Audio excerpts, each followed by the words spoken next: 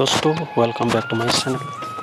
আজি আমি বেংগলোৰত অৱস্থিত মাৰথালী নামঘৰত অসমীয়া ৰাইজে আছাম ছ'চাইটি অফ বেংগলোৰ সকলো মিলিত হৈ নামঘৰত শৰাই আগবঢ়াইছে, বিহু শৰাই, আৰু লগতে বিহু উদযাপন বিহুৰ নিয়মটো কৰা হ'ব আৰু তাকে ৰাতি ভিডিঅ' আগবঢ়াইছোঁ। চাই আপোনালোকে উপভোগ কৰিব যেন আশা ৰাখিছোঁ। চাব আৰু খুব ভিডিঅ'টো শ্বেয়াৰ, লাইক, কমেণ্ট কৰি ক'ব।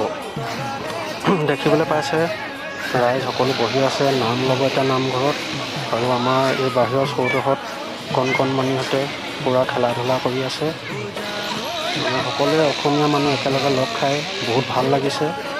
তাকে ভিডিঅ'টো চাওক আৰু এয়া বিহু আৰম্ভ হৈ গ'ল।